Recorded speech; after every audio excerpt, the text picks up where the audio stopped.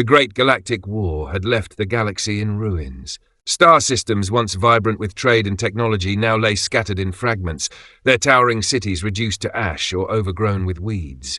Most advanced machines, once commonplace, were lost or hoarded by the few who survived. Civilization was rebuilding, but slowly, planet by planet, tribe by tribe. New settlements rose from the wreckage, each a fragile amalgam of survivors from countless species, still learning to live in a world stripped bare. Humans once feared across the stars had become rare. Scattered, diminished, remembered only in hushed whispers or as legends of terror and brilliance. Their deeds during the war were sung in stories, passed down by alien voices with equal measures of awe and dread. To meet one was a rarity few ever survived, or dared to survive unscathed. On one of these recovering worlds, a small faction had taken root. The settlement was modest, its walls a patchwork of scavenged stone and metal, its buildings low but sturdy. Inside, a mixed group of aliens, some small and wiry, others tall and muscular, went about daily life. Most were young, ambitious, eager to prove themselves, yet still learning how to live together without the old hierarchies of empire. At the center of it all was a single human. Old, lean, his face lined with years and scars, he carried himself with a quiet authority. He was no warlord. He did not command through fear or violence. He was a guardian, a teacher, a living reminder of what humanity could endure and achieve. The young aliens sometimes questioned why a lone human could lead them, why he commanded respect without fleet or army. Yet when his gaze fell upon them, silence always followed. That morning, a dust cloud on the horizon marked the approach of outsiders, raiders. They came roaring over the settlement's horizon, engines screaming and kicking up dirt. Their weapons fired sporadically into the sky, a signal of both arrogance and threat. Black banners flapped violently, emblazoned with jagged insignias of conquest. Through crackling loudspeakers, a harsh, mocking voice boomed across the settlement. "People of this outpost, hand over your rations, every last one. Do this, and perhaps you'll leave alive. Refuse, and we'll take what we want, by force, and leave bodies behind." The defenders of the settlement froze. Mothers clutched their children. Guards raised trembling weapons. Eyes sought the human leader. The gates groaned as they swung open. A small group of settlers emerged. At the center, a hooded figure stepped forward, flanked by a few of the bravest young aliens. Their stance was tense but resolute, a single line of defiance against the roaring tide of raiders. The raider leader laughed, a harsh, cruel sound. "Ah, wise of you. You understand fear. Now hand it over, and perhaps we'll leave you breathing." The hooded figure raised a hand slowly. With a deliberate motion, he pulled back the hood. Silence. The raiders stiffened, uncertainty flickering across their faces. The leader's smirk faltered, the sneer dying on his lips. Around him, some of his men shifted uneasily, grips tightening on their weapons. Eyes widened as the figure standing before them was revealed. A human.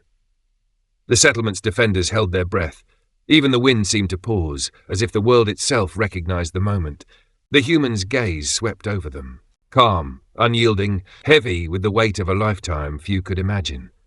"You will take a tenth of what you asked, no more, and when you leave you will never return to this place again." The raider leader blinked, then recovered with a forced grin. "We'll take double that. Count yourself lucky we don't strip the walls bare." The raider crew exchanged uneasy glances, eyebrows raised and whispers passing between them. "Why is he arguing for a fraction of ration? Why isn't he taking everything?" One muttered. "He's letting a single old human dictate terms. Just one man." Another shook his head, jaw tight.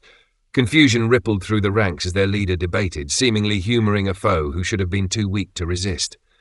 The human stepped forward, his boots clicking on the hard ground.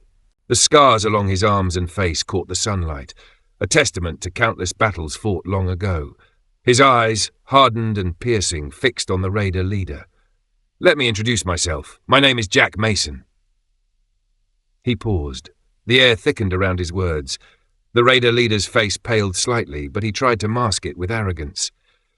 "Remember it well. You will not take one crumb more than what I've offered, and if you ever return here—" Jack's voice dropped cold, steel-laden, final. "Not a single one of you will walk away again." The leader swallowed hard. His bravado crumbled under the weight of that name and that presence. He nodded sharply, gesturing for his men to take only what had been offered. A shiver ran through the raider leader's crew. Some glanced at each other nervously. Whispers spread across the edges of the group, barely audible over the engine's hum. Why did our leader fear him? What power do humans hold? Who was this Jack Mason? They moved quickly, collecting a fraction of the rations and retreating from the gates, their engines kicking up dust in a cloud that masked their shame. They left faster than they came. The raiders were gone. Their engines' roar faded into the distance, leaving a heavy, uneasy quiet in the settlement. Dust swirled lazily across the walls and market squares, and the banners that once flapped with menace hung limp, still trembling from the sudden rush of adrenaline.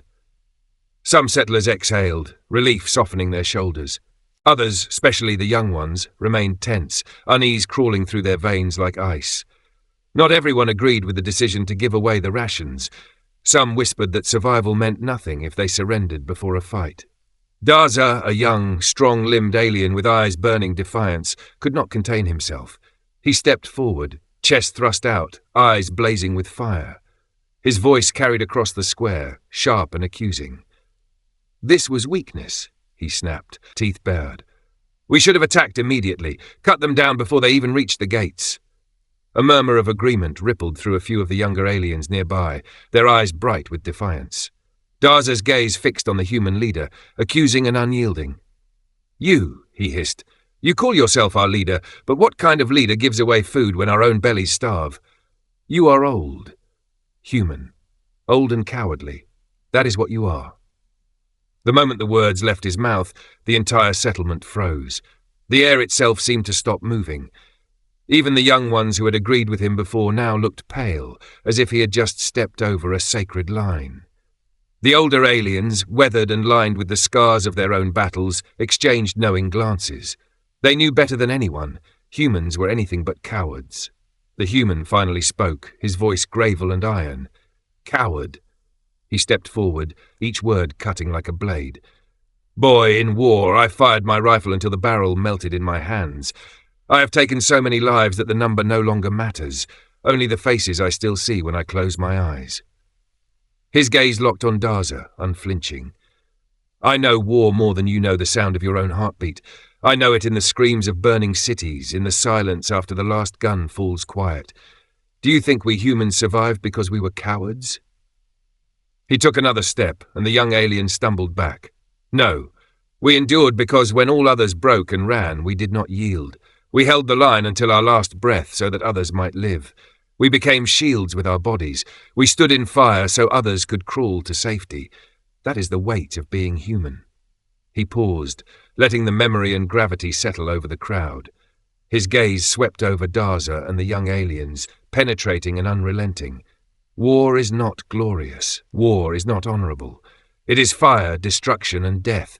There is no beauty here, only suffering, only loss. I know it intimately. I have felt it in every bone of my body, in every breath I took while the stars themselves screamed in agony. The crowd listened, rapt. Even the whispering young aliens fell silent under the weight of his words. And mercy, Jack continued, softer now but no less resolute, does not make one weak. When I chose to give rations rather than spill blood, I did not choose cowardice, I chose life. Grain can be replanted, rations can be rebuilt, but lives once taken, they do not return. If a choice exists to spare life, I will take it. Every time, without hesitation. Daza's chest tightened.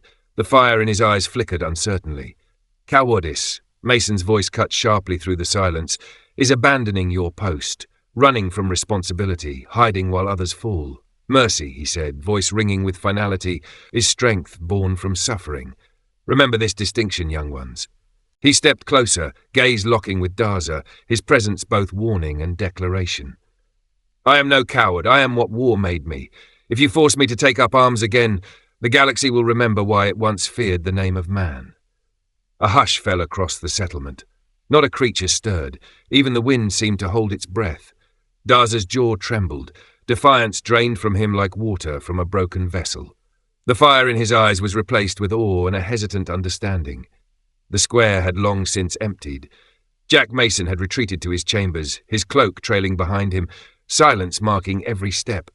None dared follow. Daza lingered, his chest still burned with questions, though his earlier defiance now felt brittle, hollow. He stared at the closed doors of the humans' quarters, as if answers might spill from the cracks.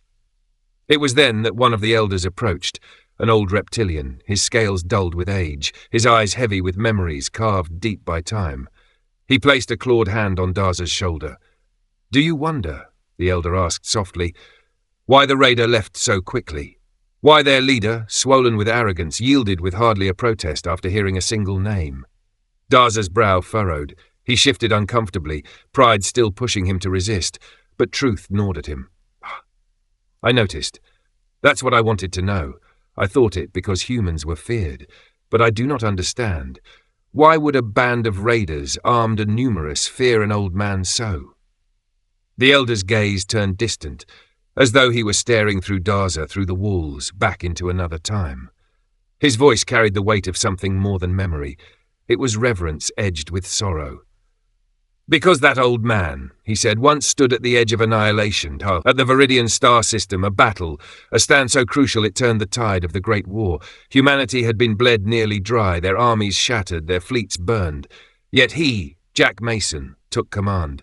He led what little remained, and he held the line." Daza blinked, his defiance faltering. "Nearly all his soldiers perished," the elder continued, voice heavy with grief. "Yet because of him, countless civilians escaped. Tens of thousands owe their lives to the wall his men became, a wall that broke only when they themselves were broken. You called him coward. But you speak of a man who has seen more death than you can fathom, a man who carried the weight of more lives on his shoulders than you will ever know. The raiders fled not because of the steel in his hand, but because of the legend carved into his very name. Enemies who heard his name often surrendered before a shot was fired. His reputation was not myth, it was a weapon sharpened by truth." Daza swallowed hard, his bravado gone, replaced by a creeping awe. The truth settled into his bones, heavy and unshakable. He had insulted not only his leader, but a figure whose shadow stretched across the very end of the Great Galactic War. Around them, other young aliens exchanged wary glances, their earlier doubts dissolving into silence, into reverence. Yet one question still clawed at him. "Then, if the raiders feared him so," Daza asked carefully, "why give them our rations at all? Why not drive them off empty-handed?" The elder's lips curled into something between a smile and a grimace. His voice lowered, conspiratorial, though the weight of truth made it ring like thunder. "Because Mason understands arrogance and pride better than most. He has seen what ego can do, how wounded pride can ignite needless slaughter. If he had sent them away with nothing, their shame might have turned to fury. They might have fought, not for food, but for their egos, and blood would have run through these streets." The elder leaned closer, eyes glinting. "So he gave them enough to satisfy their pride, to soothe their arrogance, so that they could leave feeling they had not been humiliated. That boy is the difference between power and wisdom. Mason does not only know how to win wars, he knows how to prevent them." Daza stood frozen, the fire within him cooled to ash. For the first time he felt the true gravity of the human who walked among them. Not just a leader, not just a survivor, but a relic of an age when humanity had been both shield and sword, saviour and executioner.